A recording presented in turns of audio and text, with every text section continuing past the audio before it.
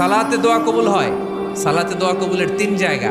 একটা হচ্ছে তাকবীরে তাহরিমার পরে আমরা সানা পড়ি না, আমরা তো একটা পড়ি, আল্লাহর হাবিব সুন্নাহ এবং নফল নামাজে আরো পড়তেন সানা, ওই দোয়া কবুল হয়। দুই নম্বর জায়গা সালাতে সেজদায় পড়ে দোয়া করলে কবুল হয়। আকরাবু মা ইয়াকুনুল আবদু মির রাব্বিহি ওয়া হুয়া সাজিদ ফাকসিরু ফীহি দুআ। বান্দা যখন সেজদায় লুটিয়ে পড়ে, বান্দা আল্লাহর সবচেয়ে কাছে চলে যায়। তা কিন্তু বিশ্বনবী বলে, সেজদাটা তোমার রবের কুদরতি পায়ের উপরে পড়েছে। সেজদায় পড়ে দোয়া করেন। সালাম ফিরানোর আগে বিশ্বনবী দোয়া করতেন, লা ইউসাল্লিমান্না আহাদুকুম হাত্তা ইয়াতাআওয়াযা মিন আরবা'a। আল্লাহর হাবিব বললেন, চার জিনিস থেকে পানাহ না আছে আমার কোন উম্মত যেন সালাম না ফিরায়। তারা যেন পড়ে, আল্লাহুম্মা ইন্নী আউযু বিকা মিন আযাবিল কবর, আউযু বিকা মিন আযাবি জাহান্নাম, আউযু বিকা মিন ফিতনাতিল মাহইয়া ওয়াল মামাত, আউযু বিকা মিন ফিতনাতিল মাসিহিদ দাজ্জাল।